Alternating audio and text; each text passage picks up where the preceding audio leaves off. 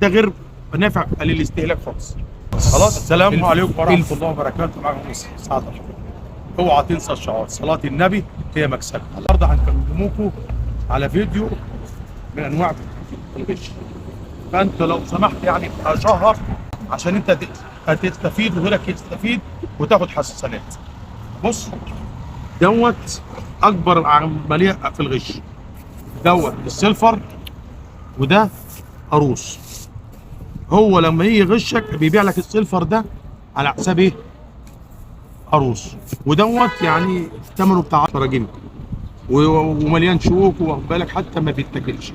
يعني هو بيخليك تدفع فلوس وما بتاكلهوش، هتاخده وترميه. تمام. وده القاروص اللي هو من الفئه العاليه خالص. ايه الفرق بين الاثنين؟ هنا القشر بتاعه صغير خالص، صغير خالص.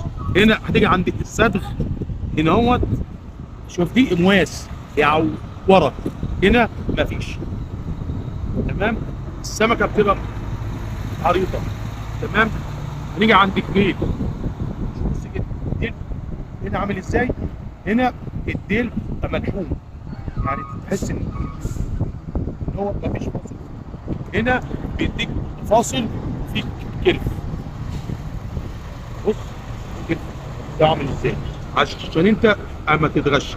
دوت يعني يعتبر من غير فلوس، دوت حاطينه في المياه العذبه. ده مش بتاع بحر، بتاع مياه عذبه. ده حاطينه عشان ياكل الحشائش بتاعت ورد النيل. ده فئه عاليه. خلاص. الفئه الثالثه حلو وبيتاكل، اسمه اللوت. اللوت حلو. هو بيغشك، بيبيع لك اللوت على حساب عروس، بيغشك في السعر، لكن اللوت يتاكل غير ده. دوت يعني ده غير نافع للاستهلاك خالص. خلاص. الفرق بينهم بقى ايه؟ هنا هو دوت بني، ولما تفتح انت اسنانه اللوت فيه اسنان. بص اسنانه كل ما يكبر هتلاقي حامي، اسنانه مجدده. خد بالك. وليه برضك ايه؟ صدغ، بس الصدغ بتاعه ايه؟ يعني مش حامي قوي، لكن ده موس، ده تحط ايدك عليه كده موس.